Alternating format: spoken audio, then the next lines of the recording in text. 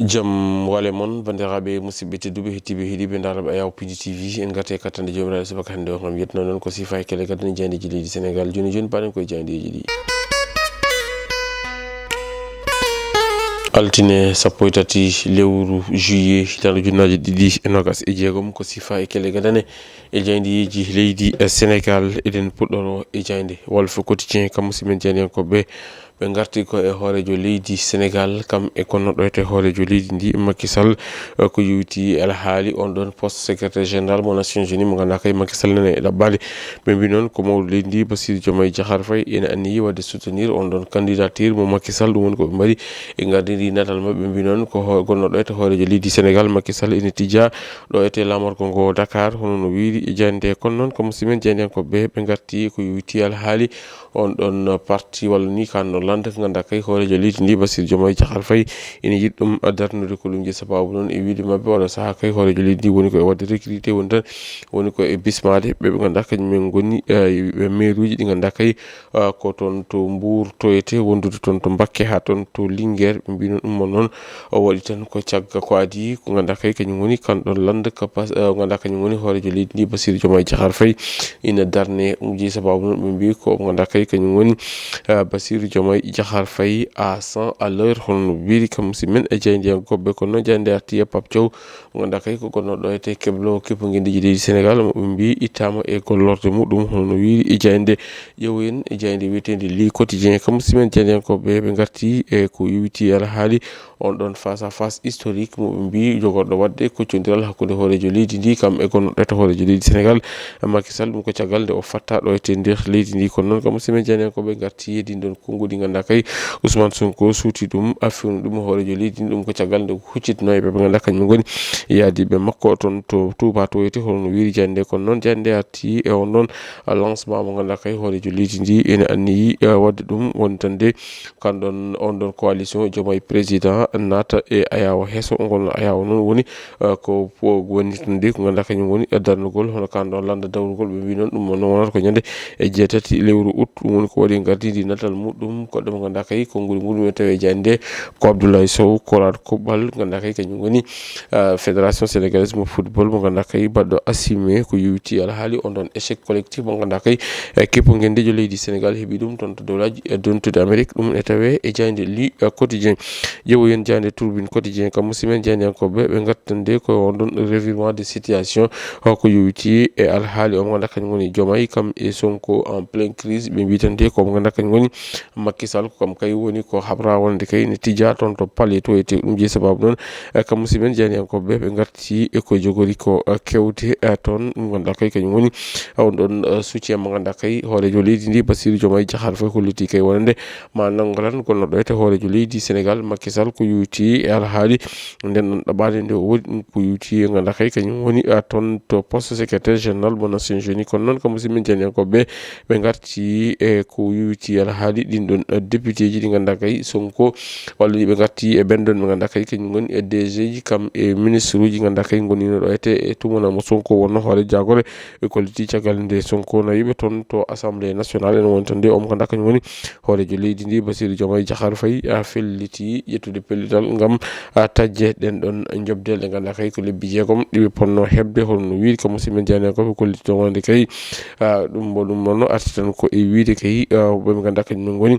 gonnoɓe ɗo ete jagorɗe continta kay woni tan jokkata ene keeɓa ɗen ɗon ganduɗa kay kañum woni ko wiyete ko ɗin ɗon salaire aji tawa ala fof ko golli gollani leydi ndi ɗum woni ko tawate e jeyde ganduɗa kay kañum woni jeyde wiyetede jeyde turbine quotidien ƴeewoyen jeyde vox populi kam musidmen jeydiyankoɓe ɓe garti ko yewti haali ɓe mbitande ko caggal o e 8 goɗɗo 8 ɓe mbi ko caggal on ɗon 8 novembre mo ganduɗa kay Ousmane Sonko nangguino ɗum ko wiɗ goɗɗo kay woni ko jagga woni tan jeetati e lewru août mo ganduɗa kay hoorejo leydi ndi Bassirou Diomaye Diakhar Faye kam ma wota lancé woni tan ma min ko ganduɗa kay ko yewti haali kanɗon lande muɗum ɗum noon jogori wonde ko toon to Dakar Arena toyte holno wiiri kam musidmen jeydiyankoɓe ɓe garti noon ñande 17 ndu lewru gonɗen ganduɗa kay kañum woni gonno ɗo ete hoorejo leydi sénégal Macky Sall ene tijja ɗo ete omo anniyi ni yiidude e hoorejo leydi ndi toon to galle lamorgo to holno wiiri jande kono noon kam musidmen jeydiyankoɓe ɓe garti e din ɗon konngudi ɗi ganduɗa kay ɓe mbi ko Ousmane Sonko wurtini on ɗon gasta ɗum ko caggal ɗin ɗon konngol ɗi ganduɗa kay o suuti ɗum fewnude ɗum mo ganduɗa kañum woni hoorejo leydi ndi Bassirou Diomaye Diakhar Faye. Ijande wiyetende Ijande point actu kañum noon arti ko yowiti e alhaali ɓe ganduɗa kañum men goni wiyeteɓe juriste won tan kumpitiɓe ko yowiti alhaali ñawoje diaɓe lande Pastef ɓe mbi noon ko ɓen ɗon kay holko woni darde mumen. ɗum noon ɓe garti noon e ɗin ɗon série de rejet won tan ko yowiti alhaali ɗen ɗon ɗaɓɓande ganduɗa kay ɓe mbaɗini ɗum ɓe wi ko ɓuuri ko hen hewde noon en wontande ɗum bon noon koko furƴinaniyete ɗum ko caggal nde ɓe ganduɗa kañum men goni conseil constitutionnel waɗi rejeté ganduɗa kay ko yowiti alhaali on ɗon projet on ni bien on ɗon proposition de loi mo ganduɗa kay ko yowiti alhaali révision constitutionnel ɓe mbi ɗon ko addi mo noon won ko ɗum kadi ko rewno ɗo o ganduɗa kañum woni Amadou Ba mo lande Pastef hani e yaddi muɗum wondude maître Tall kam e Amadou Ba hani e mo ganduɗa kañum woni professeur Seydi Alpha Thiam ɓe kala caggal ɗen ɗon événement ji ɗi ganduɗa kay mbaɗino ɗumete déposé ɗum kala noon wattidi ko yadude e menali baali holno wiiri kam musimen e jeyndiyankoɓe ganduɗa kay kamɓe goni jeyde wiyetende jeyde point actu win jeyde L'As Quotidien kam musimen jeyndiyankoɓe ɓe garti ko e Macky Sall ɓe mbi ko Macky Sall ma sangɗo ete lamorgo ngo Dakar o yiide o mo ganduɗa kañum woni hoorejo leydi ndi Bassirou Diomaye Diakhar Faye kono noon ɗum ɓe mbaɗi kam musimen jeyndiyankoɓe kono noon ɓe garti e ngal ɗon natal ngal hoorejo leydi ndi Bassirou Diomaye Diakhar Faye mo ganduɗa kay oɗo saaha joni nana woni e nokkude toon to lande Pastef e jagge mawɗe holno wiiri jande kono noon ɓe garti ko yowiti e alhaali o mo ganduɗa kañum Ousmane Sonko ɗin ɗon konngol ɗi o suuti fannu ɗum e hoorejo leydi ndi ɓe mbini ko Ousmane Sonko yi ha sappima wonde kay o mo ganduɗa kañum woni hoorejo jagorɗo o woni Al Amin Lo woni ko wiyete ko motion de censure ɗum ne tawe e jayde ganduɗa kay kañum woni jayde wiyetende e jayde L'As Quotidien e jayde l'évidence kañum arti ko yowiti e alhaali e Diomaye mo ganduɗa kay ɓe mbi ko audience woni tan ko jiidal hakkude makko mo ganduɗa kañum woni kono ɗo ete hoorejo leydi ndi Bassirou Diomaye Diakhar Faye mo jogori yiidude e mo ganduɗa kañum woni e Macky Sall hono no wiiri kam musimen e jeyndiyankoɓe ɓe kollitino wonde kay caggal nde o yindi e ko ina abbo e temedde tati maire taw noon ko jeeyaɓe e landa APR kanko hoorejo leydi ndi o ɓomi kadi e fuɗɗima yiidirde e woɗɓe ganduɗa kay ko jeeyaɓe e landaji goɗɗi hono wiiri e jayde nde ƴeewoyen jayde wiyetende e jayde Rewmi Quotidien kam musimen jeyndiyankoɓe noon ɓe garti ko e ko yowti alhaali on ɗon réforme constitutionnel ɓe mbitande ko référendum o kay faya ko e waɗede annulé woni tan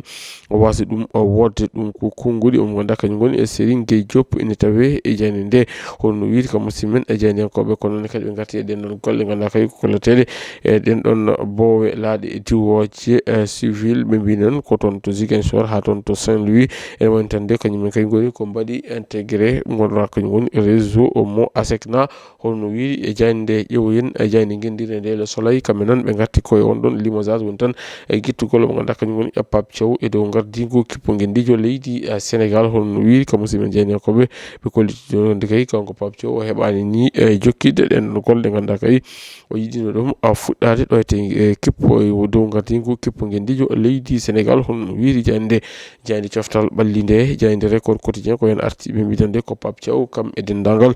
gollidi mumen ko kañumen kay goni ko itta e gollorɗe mumen ɗum waɗi noon ko ɓe ganduɗa kañum goni fédération sénégalaise mo football ɗum ko caggal on ɗon réunion comité d'exécutif o mo ganduɗa kay waɗino ɗum ñande aset nde hono no wiiri e jayde nde bandiraɓe musidɓe tedduɓe hettiɓe heeɗiɓe taraɓe Ayaw Pindi TV gasi ha laabi ceer ko ɗum woni komin kamno robinandade ko sifa e kele gaden yoga e jaydeji leydi Sénégal addi medene robinde jaydeji wonata ko janggo soko weeli keno ɗo e nden min jokke ɗoftade caméra programme uji ɗi Pindi TV woto jejjide wadde abonné commenté kamɓe partagé Allah jarama on jarama.